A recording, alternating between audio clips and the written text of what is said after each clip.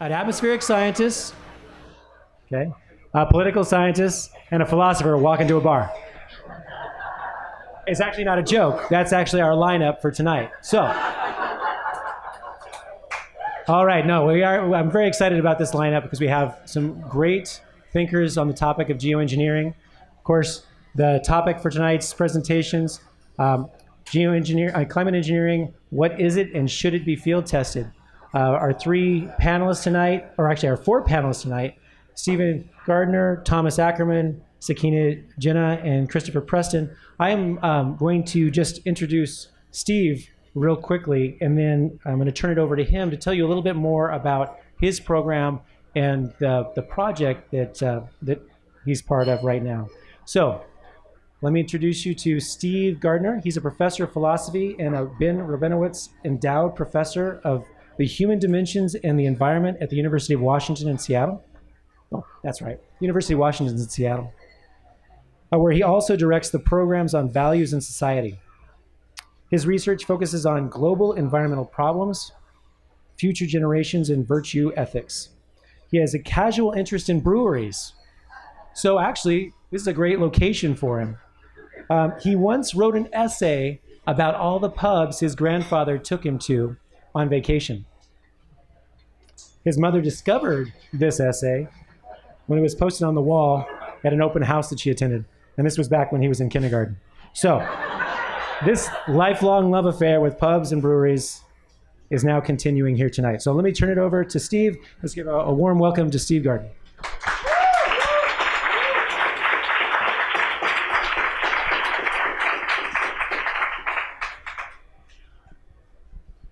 Well, it's a great pleasure to be here. Here I get to hold forth in a pub. Grandpa, I salute you. I'm sure you're feeling very proud.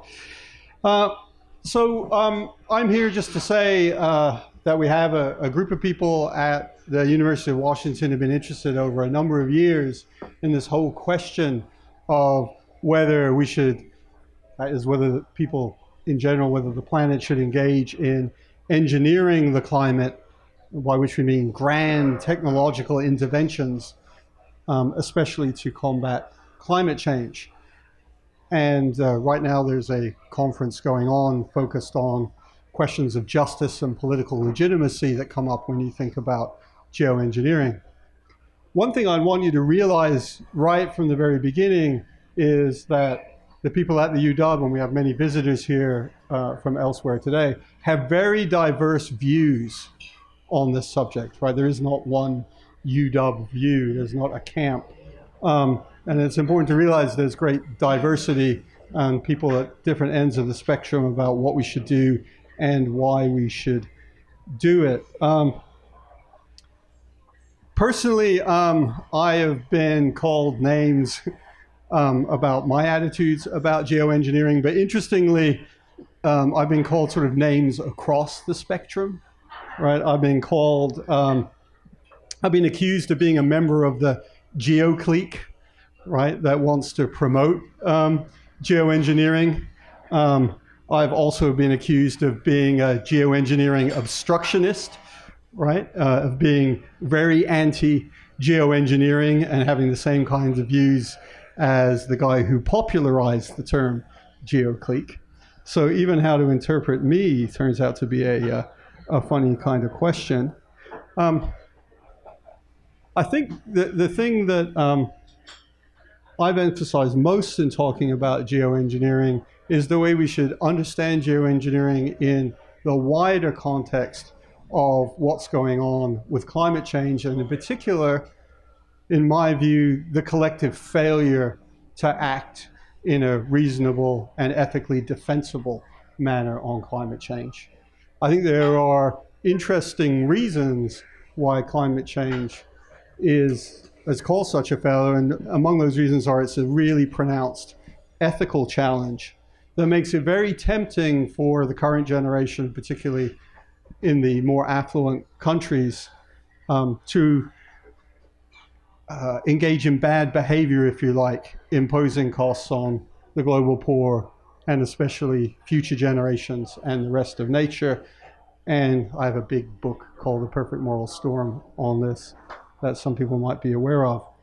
When it comes to the way we talk and think about geoengineering itself, some of the key worries I have there are about that it's easy for us to become corrupted in the way we talk about geoengineering, right? In particular, by being too positive, which is why I get my reputation for being an obstructionist, I guess, right?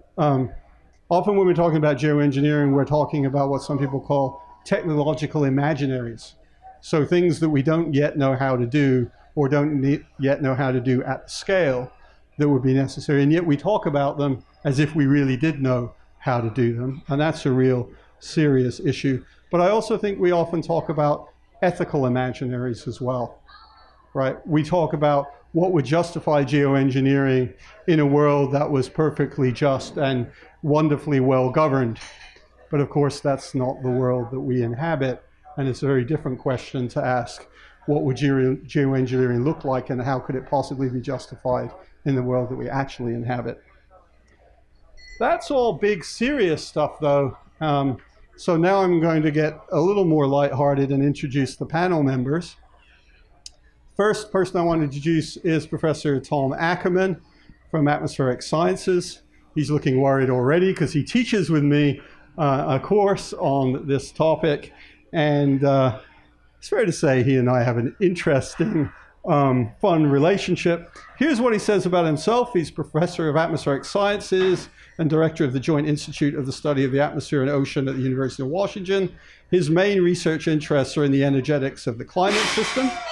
And then I get bored, you know, blah, blah, blah, climate models, satellites, and so on. But he's also interested in the intersection of science, religion, and ethics, and he's published articles in these areas as well as the illustrious scientific areas. Oh, and he mentions that he has taught with me. And, you know, sometimes he doesn't overrun, and I actually get a chance to say something in those classes. Welcome, Tom. Hey. So the second person I'd like to introduce is Sikana, Jinnah, and I didn't check with her that that was the right way to pronounce that. It's close enough. Okay, thank you. Fortunately for Sikana, I don't know her very well, so I don't have any nasty stories to tell about her. She holds a Ph.D. from the UC Berkeley, and her first book, Post-Treaty Politics, Secretariat Influencing Global Environmental Governance, won a very prestigious award from the International Studies Association. She's currently interested in global climate change, and again, blah, blah, blah, huge honors, you know, blah, blah, blah. More interestingly, she has 3 little boys, 2 of whom are identical twins, to which she says, no, it's not genetic. Yes, it's hard. No, she wasn't planning on 3 anyways, blah, blah, blah. And she's also an Ashtangi and general lover of the outdoors. So welcome to Sikana. And then our final panelist is Christopher Preston, who's professor in the Department of Philosophy and a research fellow at the Mansfield Center's Program on Ethics and Public Affairs at the University of Montana. He works in environmental philosophy, climate ethics, the ethics of emerging technologies, and feminist philosophy. I think it's fair to say that Christopher is one of the founding people on the ethics of geoengineering, and many of us owe him a great debt for some of that foundational work. He also says he's a keen mountain biker, a cross-country skier, and vegetable gardener. And then, as if to balance things out with less savory things, he says he's a native Englishman who is now residing in the arid Mountain West, and he comes to Seattle as often as he can in order to get rained on. Yeah, and I'm struggling to think of anything mean to say about Christopher because he's such a lovely guy. I'll try and think of something while they're talking. Thank you very much. Thank you very much, Steve. Well, after that great introduction, I think we should just go ahead and get started. So who's here to listen to some climate scientists? You guys? All right. That sounds pretty good. All right. So our first presenter is Tom Ackerman from UW Atmospheric Sciences. Tom, you want to come on up? Well, Steve should know that it's not good to insult the person who's coming up after you. Now, Steve and I do have an interesting relationship, and no, I don't always overrun when I teach with Steve, and he teaches philosophy, and boy, is that hard to follow. All right, so for the simple stuff, why are we even thinking about solar climate engineering? This is a little bit of a complicated slide, but I want you to notice that this is time down here, and this is temperature, this is where we've been, and this is where we project to go in the future. And this is the Paris Accord, about 2 degrees, 1.5 degrees of warming. In order to get there, you have to follow these 2 blue curves. How do you follow those 2 blue curves? Well, there's a heavy reliance in those scenarios on switching to renewable resources and a very heavy reliance on something called negative emissions. That is, removing carbon dioxide from the atmosphere. Unfortunately, we don't actually know how to do that. We don't know how to remove carbon dioxide from the atmosphere. The guys who I took this from in this article says their guess is that barring unforeseen and transformative technological advancement, so in our words, a miracle, in the next 10 years, anthropogenic emissions need to peak within the next 10 years to maintain realistic pathways in order to be on one of these curves to get to 2 degrees. All right, we're not going to have that miracle, I'm pretty sure, in the next decade. So what do? Well, we think about if you can't get reducing carbon emissions, one way to keep the Earth cool is to think about solar climate engineering. Okay, one way to frame this whole field is here's the climate system, here's the human actions that cause climate change. I disagree with one of the answers to the questions. We actually started geoengineering this planet 1,000 years ago when people started cutting down trees and burning them down so they had clear spaces to plant their crops. Now we're just doing it in a lot bigger way. There's the climate system, here's the climate impacts that come from human actions. So we talk about mitigation, which is the way in which we might not produce so much carbon dioxide. If we don't do mitigation, we've always said, well, we're going to have to do adaptation, because if you don't fix the beginning, the only thing you're going to get is the end. But now there's an intermediate thing, which is geoengineering, which is saying, is there a way to manage the climate system in a way that doesn't allow these bad impacts to occur? I mentioned there's 2 kinds. This is carbon dioxide removal. The carbon dioxide removal looks a little bit like this. What we're doing right now is we burn fossil fuel and we get CO2. We can think about trying to capture that CO2 so that when we have fossil fuel burning, we catch some of the CO2 and we store it somewhere underground or somewhere else. That doesn't get rid of all the CO2. We can think about biomass energy, which is the idea that we would grow plants. We would burn those plants for fuel, and we would catch the CO2 and we would store that somewhere. And finally, there's this system, which is basically summing up both of these, and this is what gets called negative emissions. This is the idea that we're actually removing CO2 from the atmosphere and reducing the amount of CO2 that's in the atmosphere. We are uncertain how to scale these processes. We sort of know how they work on a small level. Christopher and I both know how to raise our vegetables. We could, in principle, burn the vegetable crop and produce the CO2. Some of these processes are not well understood. It takes we think it's a long time scale to get to this BECCS, the biomass energy with carbon capture and storage, about 50 years. And almost everyone views this as a positive step if we knew how to do this. Okay, what I do want to talk more about tonight is solar climate engineering. There's been a number of ways proposed to do solar climate engineering: mirrors in space, clouds, adding particles to clouds, and reflective aerosols. And yes, I do joke about moving the Earth away from the sun, but I don't know how to do that. Okay, so the idea behind particles in space is very simple. This is a picture of the eruption of Mount Pinatubo, which happened in 1991. This is a picture taken about a month later from the space shuttle, and you can see these layers that are now in the atmosphere. Those are layers of particles that came from the volcano. That volcanic eruption in the short term reduced the temperature of the planet by about 2 degrees. It recovered again after the aerosol went away. So the concept is you could use a series of high altitude planes to put stuff into the stratosphere, which would make a stratospheric aerosol layer. These particles would spread around the globe in sort of a month, maybe spread through the hemisphere in 6 months. Lifetime's about 4 years, so you have to keep doing it every couple of years to replace this, and you would cool the planet. Marine cloud brightening, which is the other technique. This is a picture of the west coast of the United States. This is a low cloud layer, and you can see these streaks. These are ship tracks. Underneath every one of those bright streaks is a large ship, container ship, tanker, sailing along, emitting things out of its smokestack. That stuff's going into the cloud, and it's modifying the cloud and making it brighter. So we have this concept that we know works of putting stuff into the clouds. Every cloud drop needs a nucleus.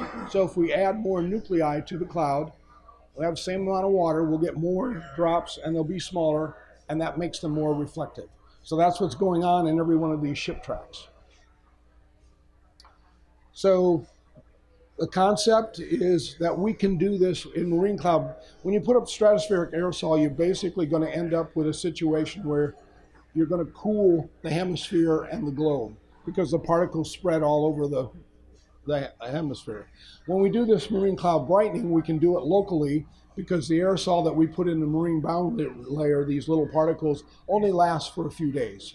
So you have to keep replenishing them, but you can keep it to a local effect. So we can imagine doing it locally, or we can also imagine it doing globally by doing this in a lot of different places and summing it up. Would require a fleet of ships. This is a rather futuristic vision of robotic ships that are run by wind power, and they're busy spraying salt water into the atmosphere, making little tiny salt particles, which then go into the clouds and become nuclei for the cloud droplets. Particles dissipate, so you have to do this frequently.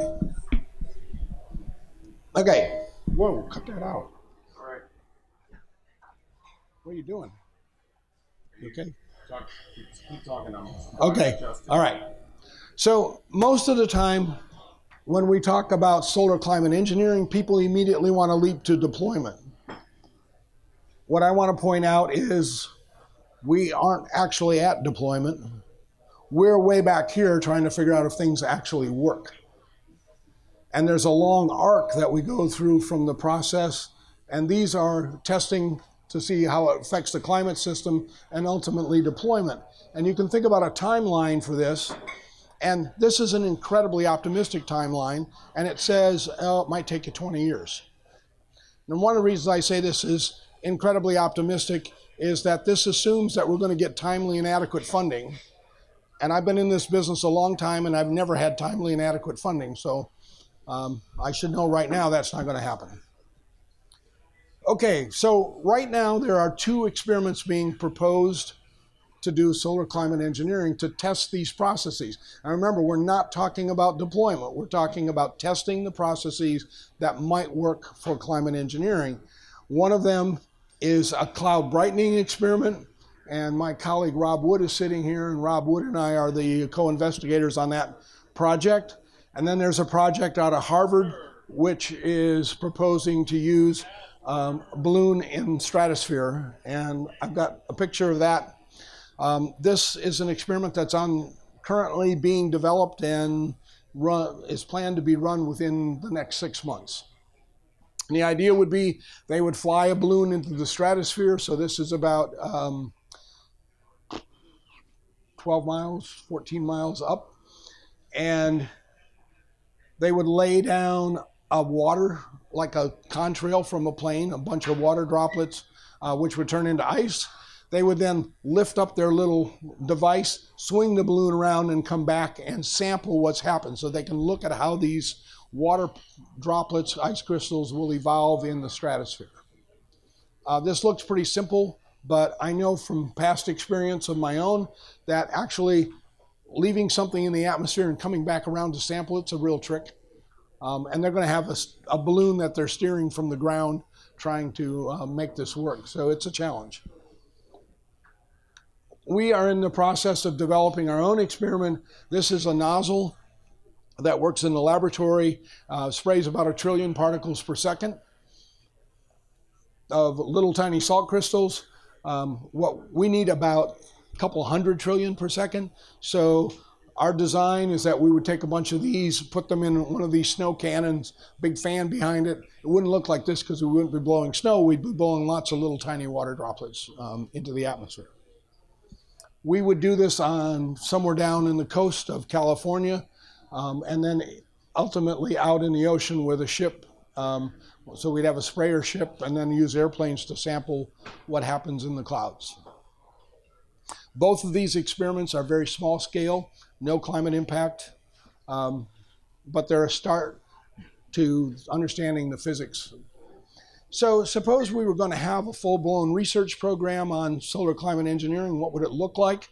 Well, this is a schematic. There's need to do a bunch of computer simulations, field campaigns I was just talking about for stratospheric aerosols, marine cloud brightening, detection, how do we know what we're doing, and then an ethics and governance piece that involves the sort of discussions we were having today. And I put this up to kind of indicate where we're actually working on things on this diagram. None of us, I think, would say that we're anywhere near complete on any of these boxes, but there are people doing global climate modeling. There are people modeling the local process, like how do these aerosol particles interact with the cloud particles. We have the 2 experiments I just suggested to you. There's a whole bunch of people working on ethics that could all raise their hand. And also there are policy people doing rules and regulation kinds of discussions. Okay, so where are we in terms of the science? We understand the science, and we have basic analogs for this science. But there's a great deal that we don't know about the specific details. There's a lot of things which we need to know about how to control the technology. It's not enough to say I can make, in our case, it's not enough to say that we can make a ship track. We want to know how much aerosol we have to put in order to make that ship track and how that ship track is going to affect the reflectivity of the cloud. This is the engineering side of the problem. So there's a lot of stuff we don't know. We have models that have been used to do sort of first order evaluation of whether or not these kinds of techniques work. But we need a lot more of the modeling, and we need experimental results to test whether those models are in fact correct. The process experiments that we're talking about, this sort of stepwise progression to understanding whether we can do this, is probably going to take us a decade to complete. We need a research program, but there is no federal funding for this anywhere in the United States. There's not actually funding for it anywhere in the world from a recognized national government that I know of. There may be a couple that are doing it that I don't know about. Okay, that's it. Thanks.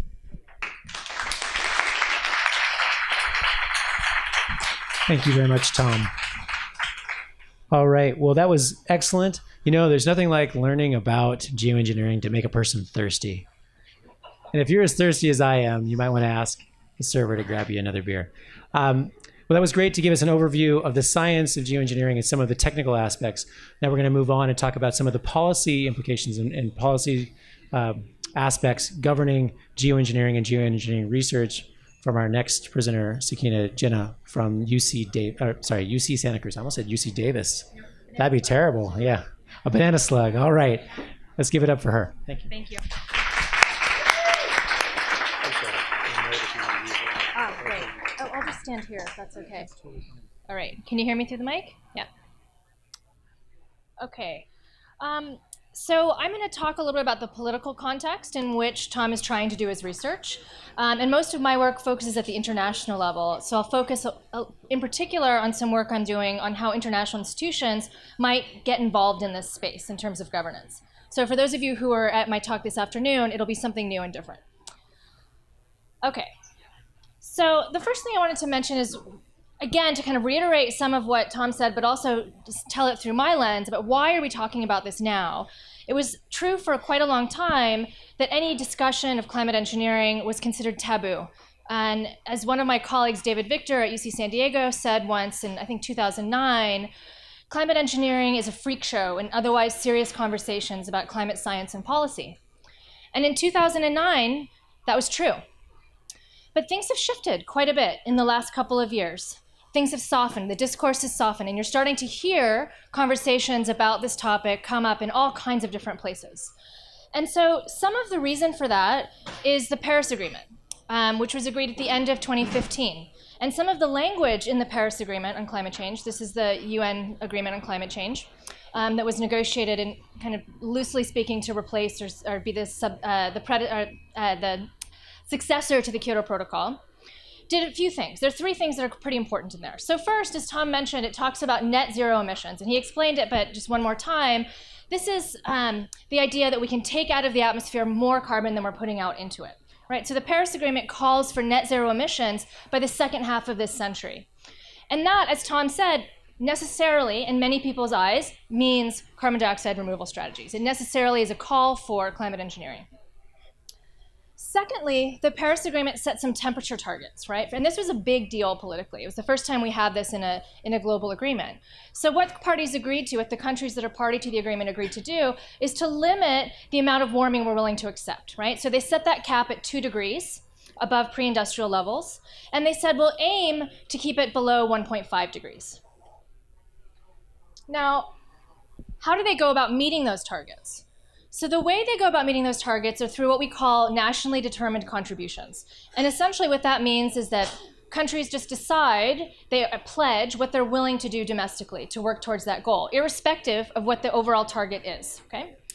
And so I've just cherry-picked from the UNFCCC's website, the UN Framework Convention on Climate Change's website, several of the NDCs, the nationally determined contributions, of some of the most important players in this space. And I put the United States in parentheses because, as you probably know, the US is in the process of withdrawing from the Paris Agreement.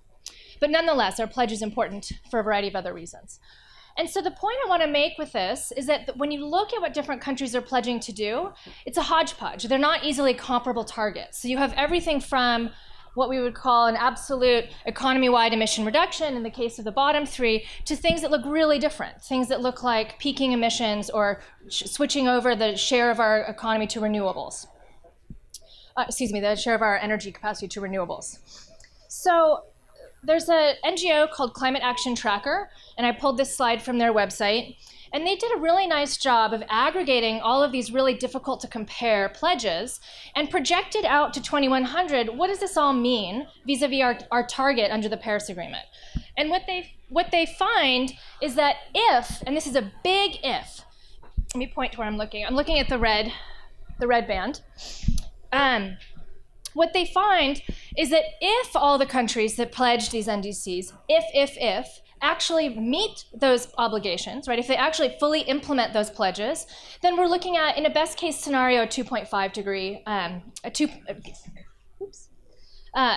missing the 2 degree target by at least half a degree. Okay, and that's actually a big deal. That's a lot. So this is another rationale that we're hearing, and one more reason why we're starting to hear about climate engineering as a way to fill what we call, in the political jargon, the ambition gap, right? The gap between what countries say their target is, i.e. keeping us below 2, and what their pledges actually get us to, which is maybe in best case, by this estimate, 2.5. Okay, so there's an ambition gap, and climate engineering is increasingly being talked about in the context of how do we fill that gap. And this is a reproduction of some of what Tom already said, but the point I wanted to make here is that another place where we're seeing this conversation come up is in the Intergovernmental Panel on Climate Change scenarios. So the only thing I want you to take from this is each one of those colorful lines is a scenario that projects out into the future what our temperature response would be on the basis of a variety of different factors, including the political decisions we make.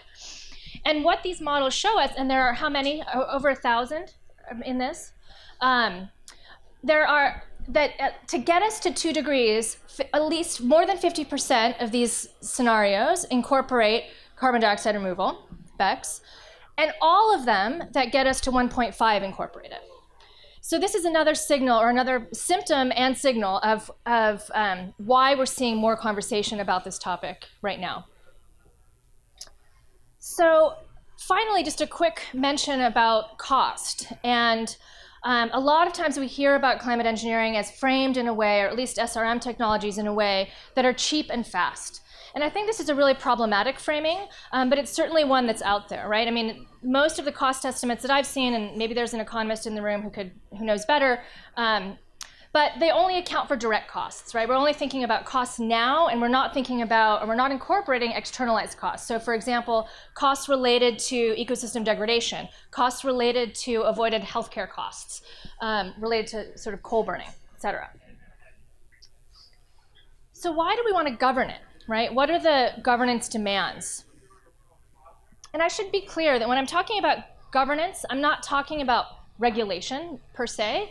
That could be a piece of governance, but governance includes a wide swath of types of tools and strategies that we could use to shape the way this technology fits into our collective future or not. So I've listed here some of the types of risks and uncertainties that we need to be thinking about and that demand governance. And I know that Christopher will talk about the moral and ethical issues, so I'm not going to go into that right now, but just to note a couple of the political issues. So there are several people who talk about the risks associated with SRM, in particular solar radiation management, as having security concerns, right? And so these are concerns related to, I mean, I've seen SRM being categorized as a potential weapon of war, right? And that we could use it to control weather in other countries and use it for military purposes. There's also, of course, on the other side, food security related issues, which we hear about more in the context of carbon dioxide removal strategies and thinking about how much land it would take to scale up some of these technologies to have a meaningful impact on climate change, whether or not that's even possible. And then, of course, there's this question of power and control. And this image on the right is one that was critiqued today by one of our colleagues, but nevertheless one that is pretty common to see as you navigate this space, which is to say if we can deploy this stuff to address climate change, who gets to decide how much, by when, and who gets to deploy it? Who gets to control the global thermostat is the frame. So these are just a handful of the political questions. And of course, some of my work is also talking about, well, what's the role of the public in all of this? So how do we engage in public, how do we engage the public to help make some of these decisions about what role this technology may or may not play in our future? Another reason we want to govern it, and I think we want to govern it now, is because we do have proposed experiments coming down the pike. And in contrast to some of my conversations with Tom this afternoon, I'm not out to get you. I'm not saying that we need to stop your experiment, but I actually think your experiment provides a fantastic opportunity because, well, I'll get to that in a second, because it's relatively, okay, the controversy is relatively low surrounding it. It presents a great opportunity to start engaging the public in thinking about some of these issues and learning about what you're doing and thinking about what are the value judgments and what are the ethical concerns and political concerns that might be of interest. So don't get bogged down in that side of the slide. This is the kind of important piece on the left. And this is a colleague of ours' attempt to map what does the SRM governance space look like, SRM research space look like. And he says it moves down, we can categorize different pieces of research as either having no environmental impact in the green bubble at the top, having negligible environmental impacts in the orange bubble, and having increasing transboundary environmental impacts in the red. And I think it's fair to say that most scientists agree that Tom's experiment falls right here, right, in the orange, that we don't expect to have any environmental impacts as a result of what he's doing. But what we also don't have is anything to prevent us from blindly, as Katrina framed it this afternoon, sleepwalking into the red bubble, right? So we don't have governance mechanisms, we haven't had conversations to think about under what conditions might we be willing to move into the red bubble? Under what conditions should we not do that at any cost?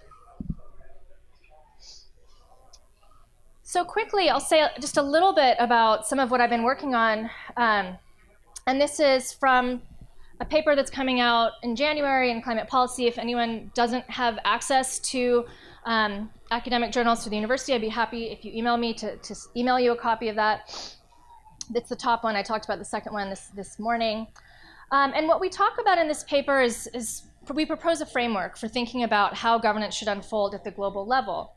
And I'm going to kind of skip through a couple slides because I know I'm short on time.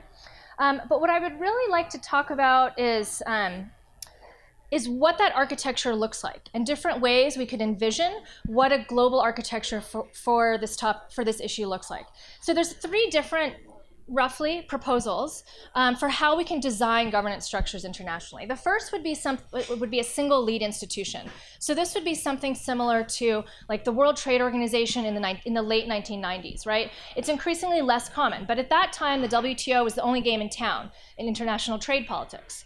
We don't really see that so much anymore in most areas of governance. So it's really much more difficult to do and very difficult to conceive. It's also highly unlikely because nobody wants to take this on. There isn't an international organization that wants to take on this issue. The UNFCCC, the United Nations Framework Convention on Climate Change, wouldn't touch this with a 10-foot pole right now, which would be sort of the natural place people jump to. So, oh, maybe the Climate Convention should take it on. The politics underlying this are they're not amenable to being taken on by a single institution right now politically. That's the political reality. So the second model we might think about is what we call a club model. And this is the idea that you have a handful of countries, maybe it's the 10 or 12 countries that could conceivably actually deploy solar radiation management technologies in a reasonable time frame, who get around a table and start talking about how they want to see governance unfold. So this is something like you might see in economic policy. So G7 is an example of this. NATO is an example of this. You see it in security politics. We argue in our paper, and I would assert that the kind of sacrifice you make for participation in this kind of model is too great to consider this model, that there are too many voices that need to be heard in this discussion, and that alienating or marginalizing countries that don't have technological capacity from being part of this discussion is just not is not only not ideal, but I would say inexcusable for this type of issue.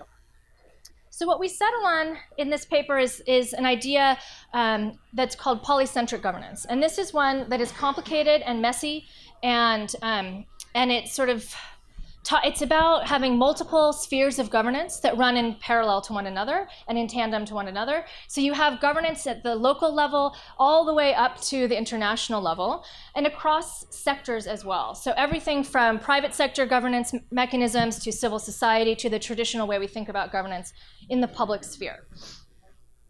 So just to give you a sense of what I'm talking about, what we argue for in the paper as well, I mean, one of the problems with this in terms of thinking about what would happen just at this international public sphere area, right? We talk about the lower half in a different paper, is getting organizations on board. And as I mentioned, I don't think there's an organization out there that would be willing to take full responsibility for this. But that said, there are several organizations, international organizations, that have relevant capacities and demonstrated interest to take on specific slices of this puzzle.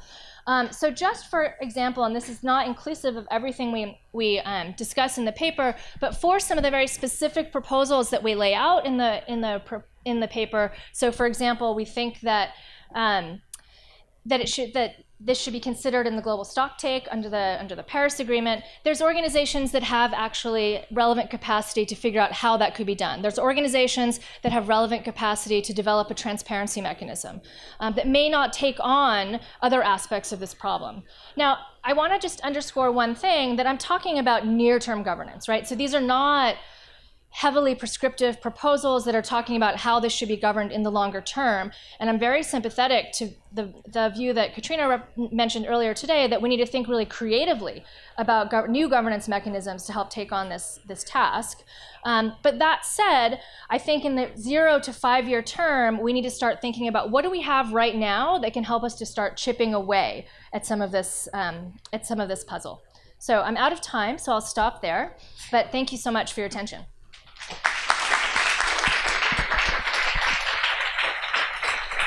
Thank you very much, Sikana. Well, that's great. So we're starting to see that there's issues with geoengineering and moving forward with this research really requires an interdisciplinary approach. And so I'm very excited for our next presenter, who's going to take us one step further with this interdisciplinary approach.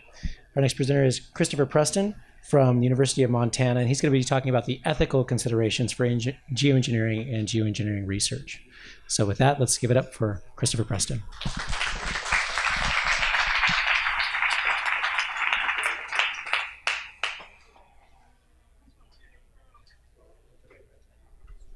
All right. I want to start by just underscoring something that both Tom and Sikana said. Field trials, legitimate, legal field trials, are starting in 2018. So it's important to talk about this stuff now. Tonight's a good time to start. We're actually sort of shifting into a different phase of the process here. And so before I talk about the ethics of field trials, I want to start with a little bit of a parable, if you like, a sort of big picture parable, which I think brings the ethics into focus a little bit. So this is a nice place. We all live here. And for about 10, 12,000 years since the end of the last ice age, it's been the home to everything that we do, everything that we know. It's where the world's religions were born, this time period. It's where written language started, where agriculture started. This is the familiar Holocene epoch in which we have enjoyed our lives so far. There's a little bit of disagreement over there, but an English philosopher called John Stuart Mill called this Holocene epoch, or called this period, the cradle of our thoughts and aspirations. Okay, so there was this place out there, and then something happened. What happened is we raised the temperature. And this is the famous Keeling curve, and the measurements started in about 1958, and they start at 315 parts per million of carbon dioxide. And they continue today to somewhere around 405. And we changed the planet. We changed it inadvertently. This was an accident. We didn't say, let's industrialize and let's warm up the planet. But we changed the planet. And Bill McKibben, some of you might have read some of his work. He wrote this book, The End of Nature, in 1989 about climate change. And if you read the remarks he made here, he was literally saying, we're in a different place now. The world has changed. Meanings have changed. There's something philosophically significant going on here. And so McKibben coined the idea of Earth 2. So this is this warmer planet, slightly unfamiliar, the one we're kind of entering at the moment. He called it Earth 2.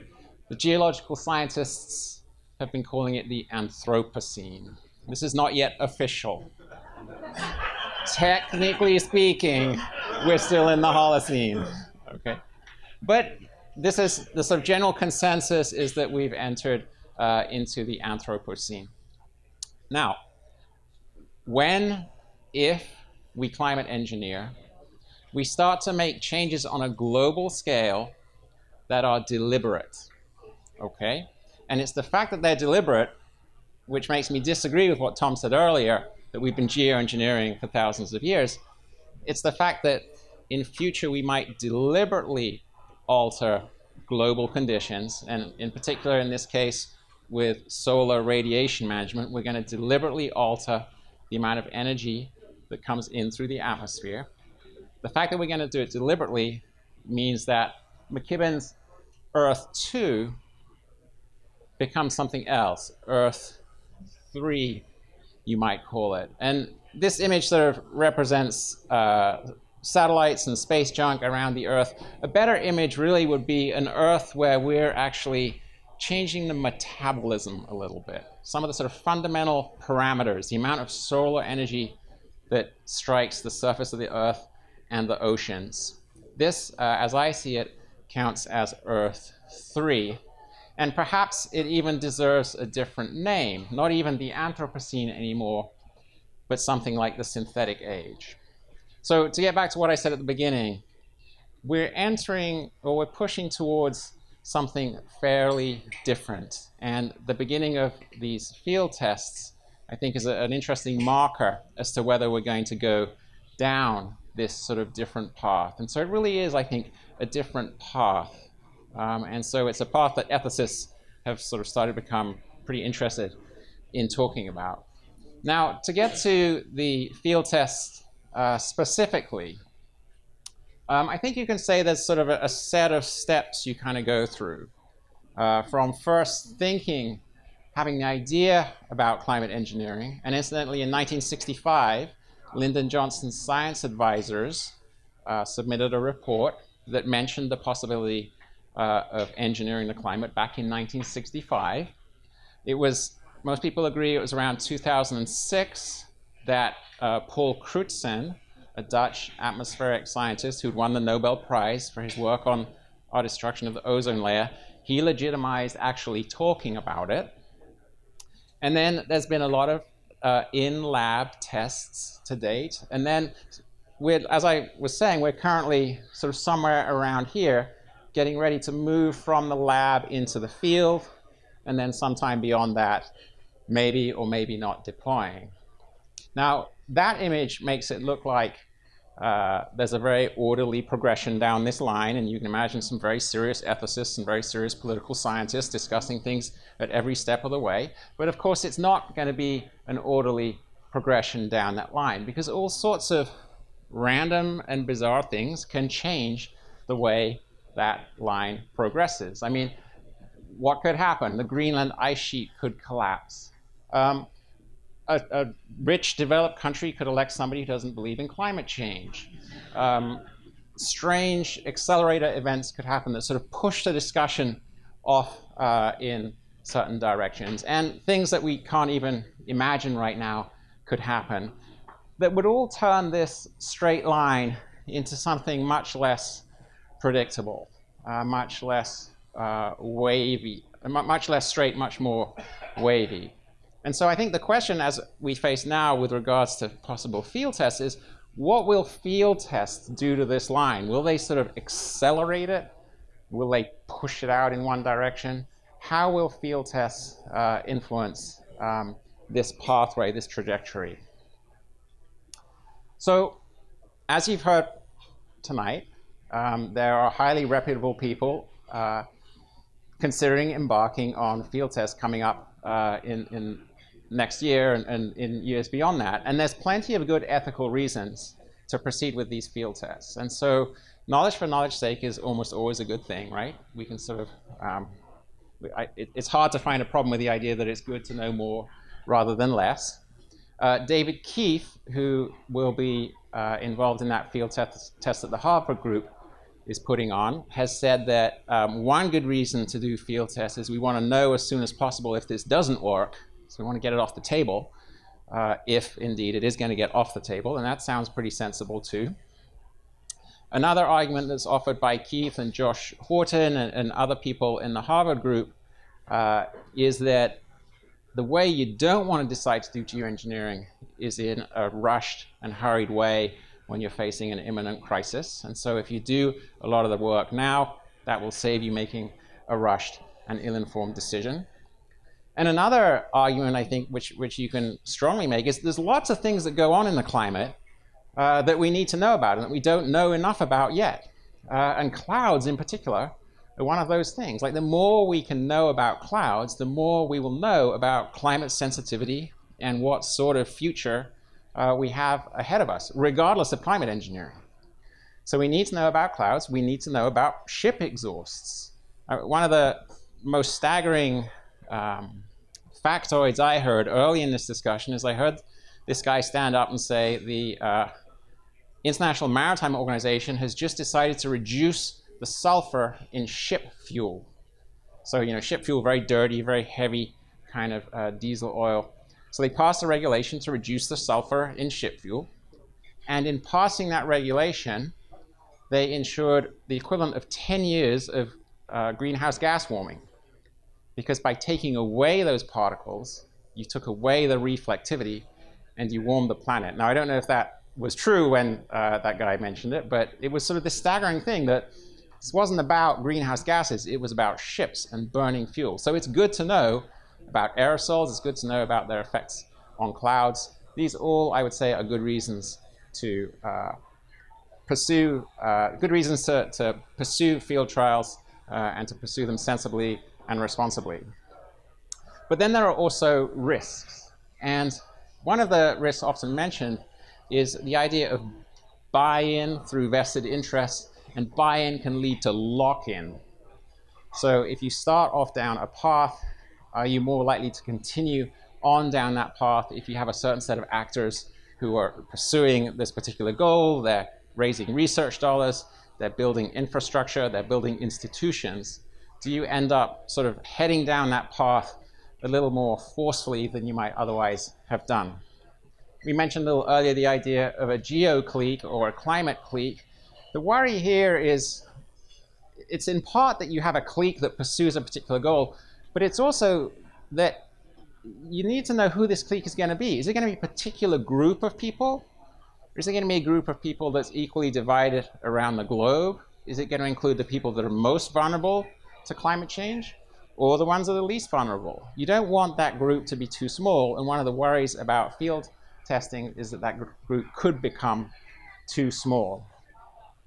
Along those lines, if that group is too small, the debate could get framed too narrowly.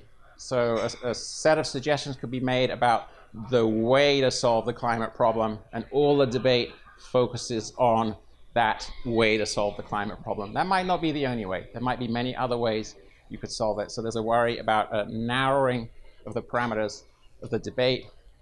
And then really this is sort of a summation of some of the arguments against.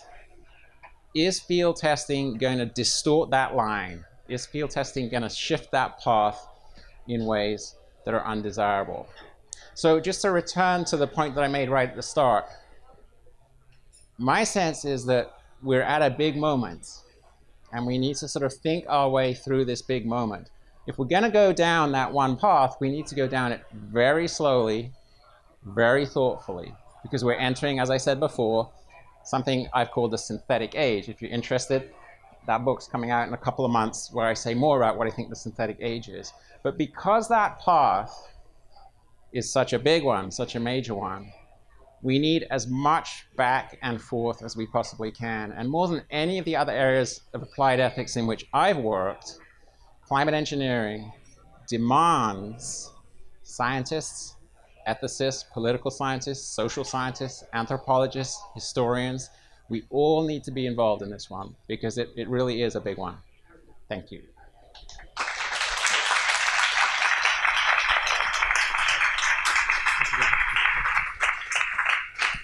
All right, thank you very much, Christopher. That was great. So some great perspectives, some complementary, some contrary. That's really interesting. It's a very full discussion. I want to go ahead and just, before we continue, want to thank all of our presenters. They did a great job. So let's give them a round of applause.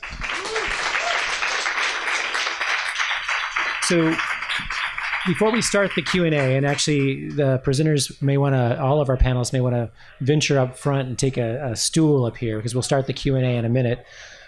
We do want to go ahead and just give you a little bit of more additional information. And for those of you who don't know, Cascadia Climate Action is the organization that puts these events on. And what Cascadia Climate Action does is they're really about providing information and resources so people can take action on behalf of the climate. So if you haven't taken the time to sign up for information about Cascadia Climate Action, please do before you leave. Take a look at their website, which is chock full of great information as well as a calendar. What you can learn there, you can learn about climate events. If you enjoyed this event tonight, you can learn about a lot more of our climate science on taps as well as other events that are going on. There's the climate events calendar, which is also incredibly useful. And you can get regular updates. One of the nicest parts about the Cascadia Climate Action website is it gives you a lot of different opportunities and ways to get involved and take action. And these might be lobbying elected officials or commenting on proposed projects or joining with groups to plan and act. So please, I encourage you all to take a look. Before you leave, we're going to be handing out cards with information about actions that you might be able to take locally and soon on behalf of the climate. So the question is whether or not there's a way to mitigate things like ocean acidification through some kind of climate engineering as opposed to through carbon dioxide removal. The answer to that is no. Carbon dioxide, because it dissolves in the ocean, is going to continue. If we continue to increase the concentration in the atmosphere, it will dissolve into the ocean, and ocean acidification will continue to occur. We can think about modulating both climate and precipitation by solar climate engineering, but we can't deal with the ocean acidification problem except by removing CO2.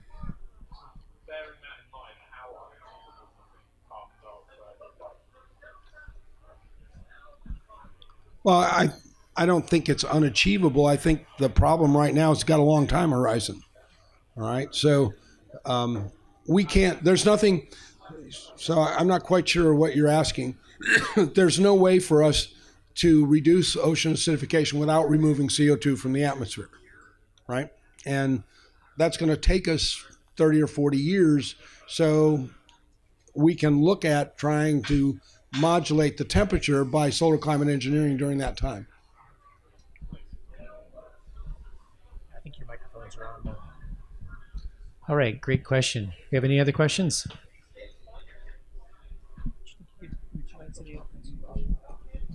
We were thinking here purely as geoengineering as a solution to global warming as a problem. Why couldn't we use geoengineering for other things? Changing precipitation patterns, making life better for people. That is completely different to solving the CO2 problem. I wonder if people could comment on that. Great. I guess I'll make a comment. To use it to address other problems would be to fully enter the synthetic age, because it would be to say, all right, we've figured out now how to modulate incoming solar energy. And so let's start sort of tweaking things so that the planet's a better place to live. And I would say at the moment, we haven't yet entered the synthetic age. And to do so would be a decision. It asks questions of all of us about, what we think of the planet and what the planet is for and what sort of a home it provides. And so what you're proposing, I think, is not unreasonable, but it is a step across a threshold that we all need to be talking about before we actually do it.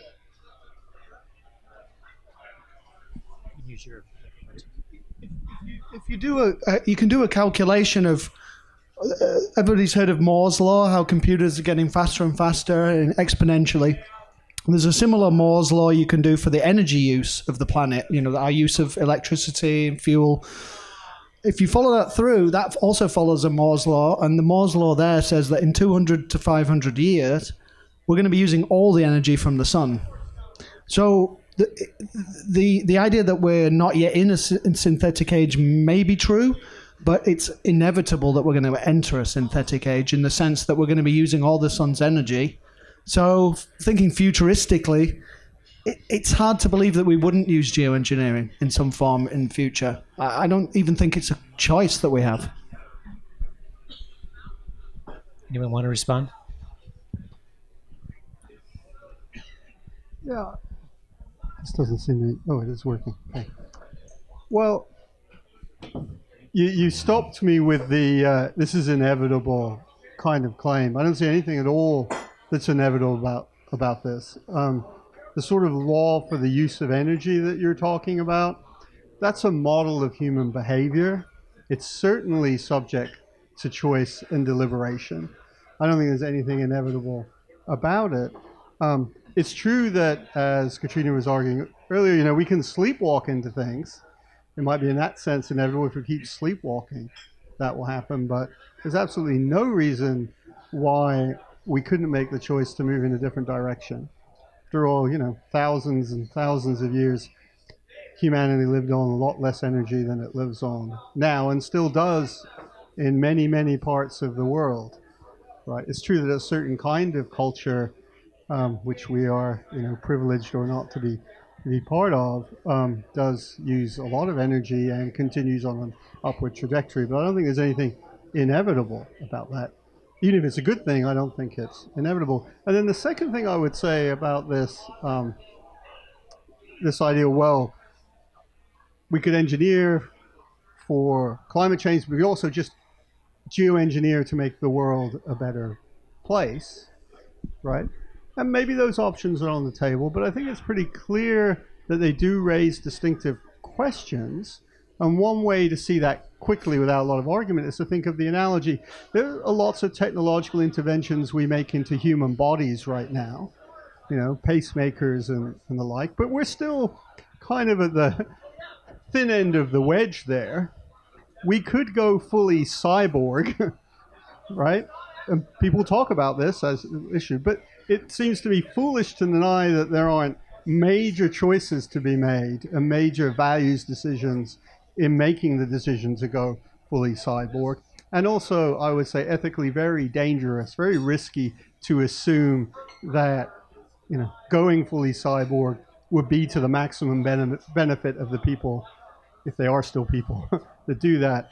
It's dangerous to assume that. It's dangerous to assume that going full geoengineering at the planetary scale would be all for the good as well. Really great. Could you go ahead and ask your question over the microphone?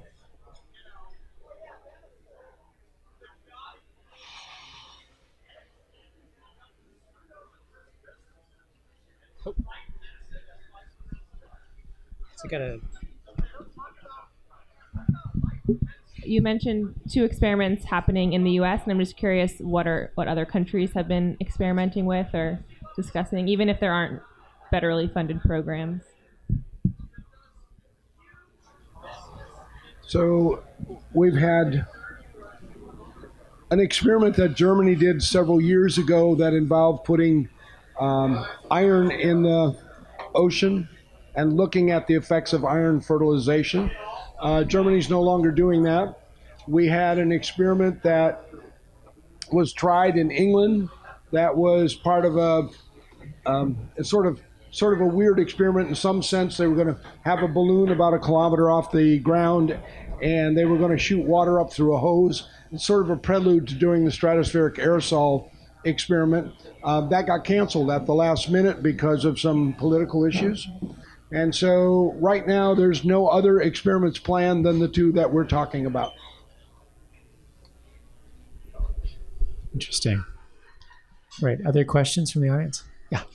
Just to follow up on that, I know a big part of the Paris Accords was the fact that we had the Global South and the Global North collaborating and working together toward solutions. And I'm curious about, on the ethical standpoint or from the science standpoint, what you would say about the voice that the Global South has right now in terms of these experiments or the governance. I mean, we know it's really important that they're part of these conversations because they haven't contributed as much as developed countries. So what would you say about their current collaboration and participation in these conversations? Can you hear me? You asked about ethics and science, but I think that's fundamentally a political question. And the short answer is, unfortunately, to my knowledge, not much. The conversation has been pretty heavily critiqued for being one that's primarily been focused in North America and Europe to date. And I think that's something that we need to start thinking about pretty seriously, about how to broaden that conversation to include some of those voices. I just attended a conference in Germany. There were about 270 people at this conference. It was basically about the discussions on climate engineering. And there was a group of people, about 30 or 35, who are part of a program sponsored through Germany, through an NGO in Germany, to bring in these voices from the developing countries. So they were from across the spectrum.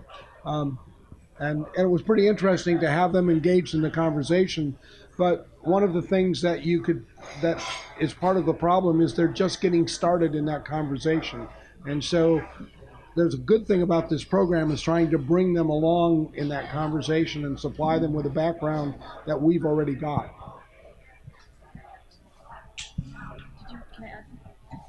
Just one other thing that is also planned in terms of ways of widening the conversation to include some of those voices is a couple of us here tonight are part of a group called the Academic Working Group on Climate Engineering Governance.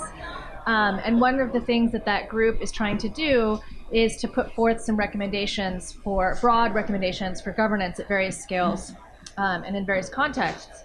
And one of the plans for that document, once it's released, which should be sometime next year, is to take it on the road and to take it to, there's plans right now to take it to India and to take it to Brazil and to solicit feedback from interested stakeholders in those places. So that's just one example and a small piece of how we need to start thinking about broadening the discussion to include some of those voices.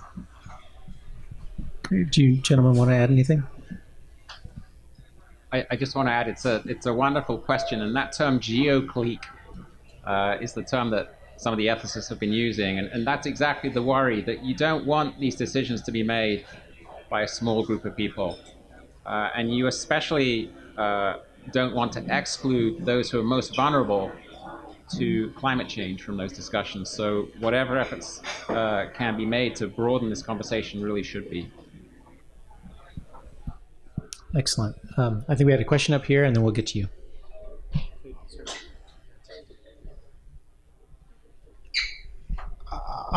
Over the next 15 years, are the, I guess, R&D field testing costs, if you had what you wanted, significant enough to impact, if there was an investment in things like deployment of scale solar, things like that, which is one of the arguments against nuclear, is that it would take money away from clean energy deployment.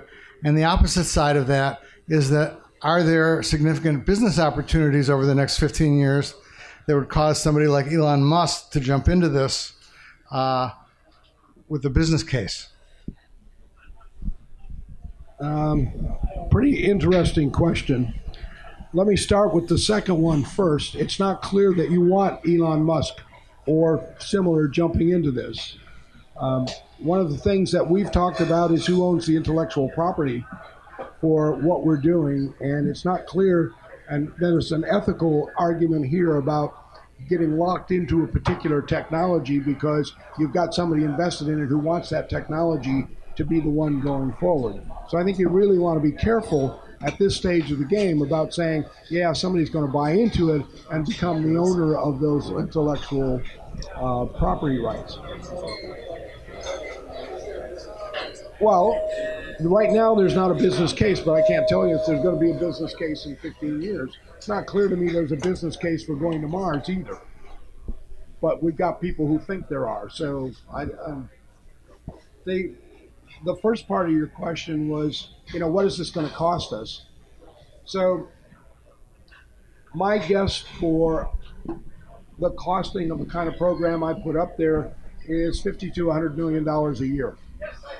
And you can argue about where that's going to come from and whether that's a lot of money, but it's a lot less than one aircraft carrier.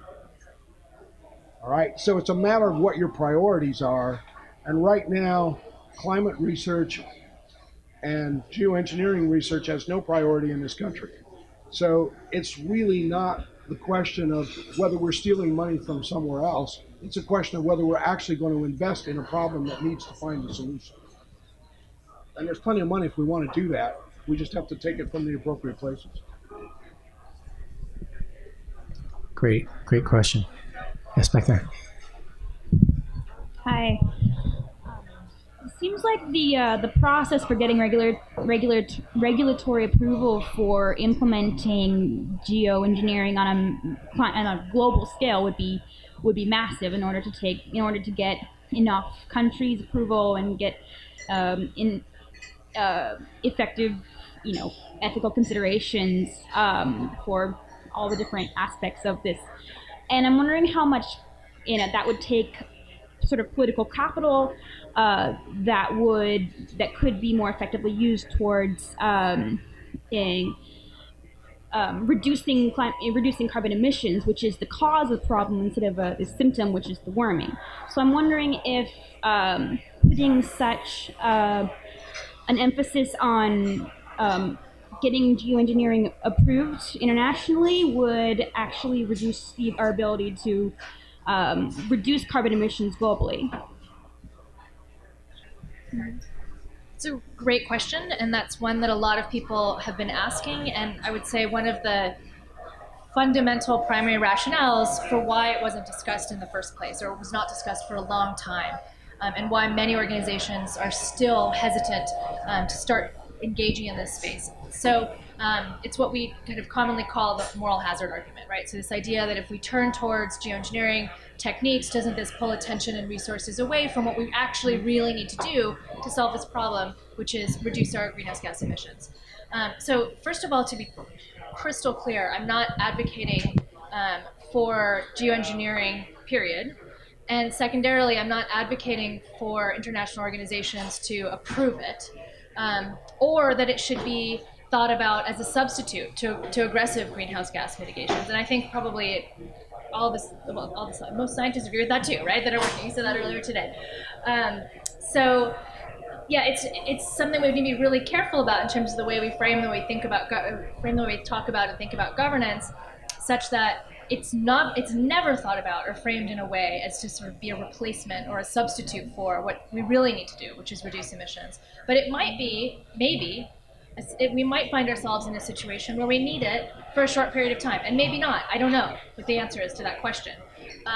But I do know that I'm not advocating for, none of us are advocating for any sort of international organization to be created to approve this technology or use of this technology on a global scale.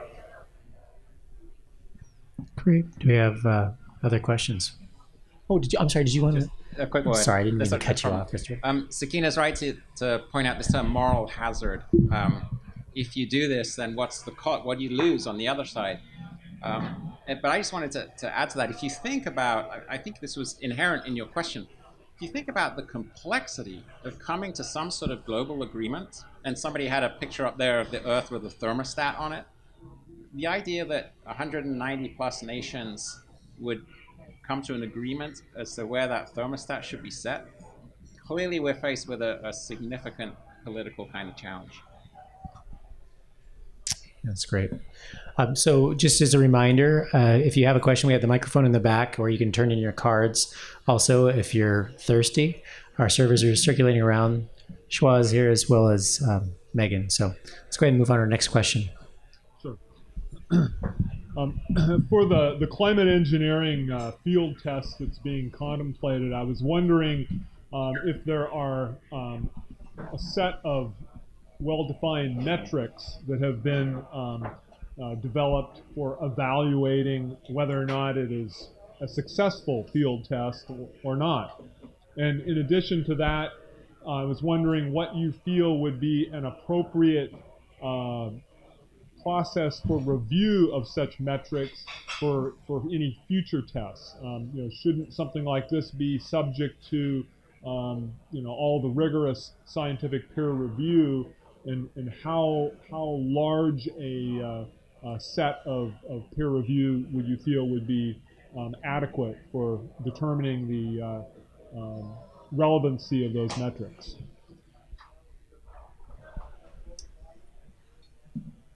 Boy, that's a question that deserves a long answer, and I'll try and give you the short one. We believe that the experiments which we're proposing should go through the same kind of peer review that any experiment, any field program that we propose, that atmospheric scientists, climate scientists propose to do, should go through that same kind of set of hurdles. The way in which you would design that hurdle is one that we're familiar with, but we're generally familiar with that under federally funded programs. All right, so one of the issues we have right now is the money that is being used to do these experiments is not coming from federal sources. So the kind of normal oversight that would occur through the National Science Foundation if they were funding it, or the Department of Energy if they were funding it, is not happening because that is not in place. So that leaves people like Rob and me, or the guys at Harvard, to set up our own sort of internal review process in order to assure that we have the adequate review that you're talking about. I don't think that's ideal, but it is where we're at the moment. And until we reach a threshold where we start addressing things that might fall under environmental impact statements or the equivalent, that would be the only thing that would trigger any change in that. And both the stratospheric experiment or the sort of spraying experiment we're talking about don't actually, I mean, we could write an environmental impact statement And the folks who look at the environmental impact statements would look at it and go, why are you doing this? There's not an impact here for us to review. So right now, there is the review process is basically left up to the individual investigators until such time as federal government starts funding it, and that level of oversight that normally occurs with federal programs will happen. The funding that we have and that people at Harvard have are coming from private donations from philanthropic sources. So, Tom, just to follow up on that, you think these are internal review processes? In that case, would you advocate for an internal review that is mostly the atmospheric scientists, sort of the physical scientists, or do you think that including folks from a spectrum of disciplines would make the most sense? Right now, that's most of this right now has not gotten developed because the experiments aren't actually, in process, at least for us.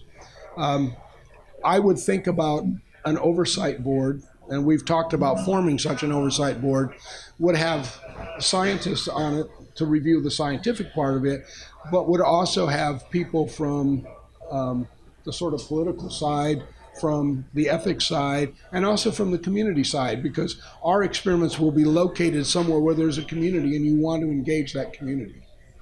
And we sometimes have a little difference about exactly who that community is, but we actually agree on that view of the world.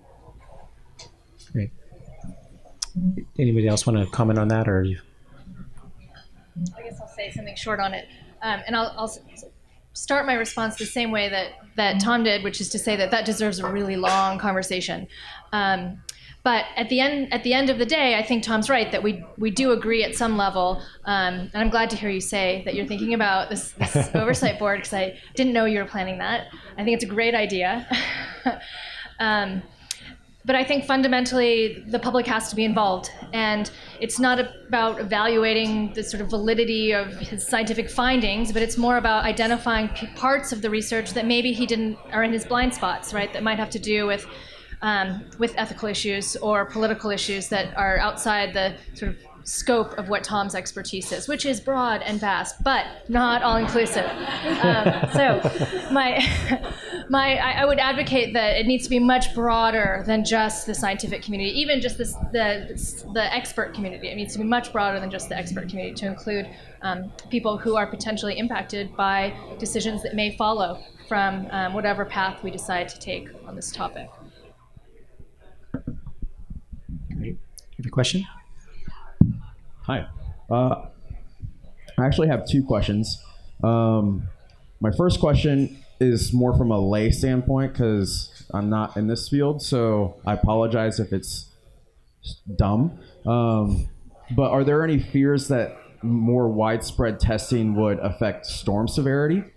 That's my first question. And then my second question is, it was mentioned earlier that this needs to be interdisciplinary conversation. Obviously, this is an interdisciplinary conversation because of you guys, but what is maybe the most difficult sector to engage in this, and how can other disciplines start that conversation? Yeah. Cool. I'm going to take the first one because that's easy, and then I'll let them have the second one. As long as we're talking about doing these sort of initial process tests, then there's really no thought that we would affect storm severity or anything else. There's sort of that next generation I showed on that slide, that kind of arc. When you start getting to saying, oh, I'm affecting the reflectivity of the planet, or I'm affecting temperature or precipitation in some part of the globe, then you want to start asking for sure the question you're talking about: how do we know what we're affecting, and what do we think the sort of limits of that effect are? I would point out, for the kinds of experiments we're talking about, those ship tracks that I showed you are a bigger impact than what we're talking about. So it's going on every day already at that level. Thank you. Okay, you guys. One comment I would just make about which sectors have been hard to pull in. There's really been an explosive growth in this literature, and particularly in my area, which is environmental ethics, which is kind of a small area. when people first started talking about this, which was around about 2010, the discussion really started to take off. A bunch of us just burst onto the scene and just said, this is outrageous and this is horrendous. And even David Keith, who is an advocate of the research, he said, you know, all other things being equal, this is a horrible idea. So there has, in fact, been a pretty rapid entry into this discussion from a lot of different areas of the academic world. The discussion, it's interesting to watch. The discussion is maturing a little bit now. The sort of initial reactions, the initial shock has passed a little bit, and people are sort of settling down a little bit. And I think the discussion is continuing to get broader. So I wouldn't, from the academic side of things, I wouldn't worry that no one's interested in talking about this, because it's an area that people have found themselves very interested in talking about.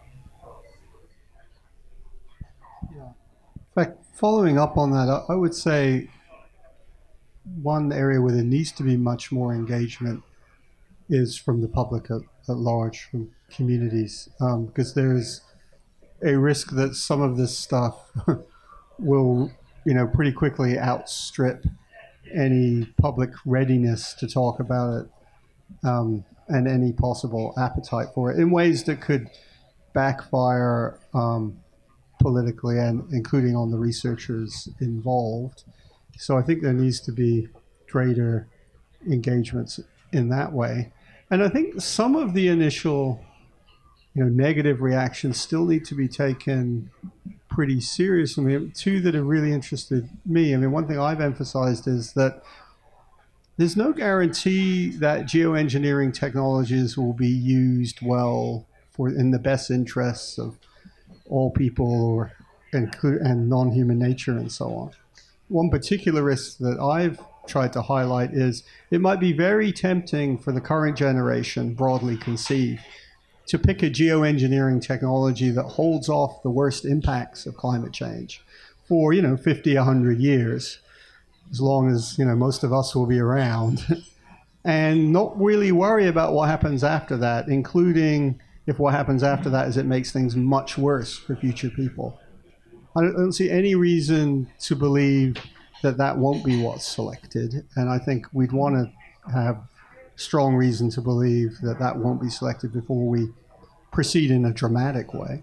And the other thing that's really interested me is that the ways in which the debate sometimes gets phrased in terms of a moral imperative. We must do this, right? We must engage in this kind of research, right? We just have to do this.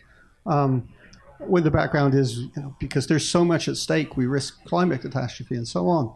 But what I want to caution about that is there's lots of other stuff we could do to diminish the risk of climate catastrophe. There's been lots of stuff we could have been doing for 25 years or more, and we haven't actually shown much interest in doing that, and that's a big reason why we're currently thinking about climate engineering. So as I put it in some places, we face the paradoxical question, what morally should we do given that we're not doing, and we haven't done in the past and we continue not to do what we morally ought to do. So I think both initial reactions are still very important here. Interesting. You have a question over here? Oh, that's really interesting. I can imagine a t-shirt with, that's all right, the geoengineers have it. Please no. Let's not do that. Trademarked. So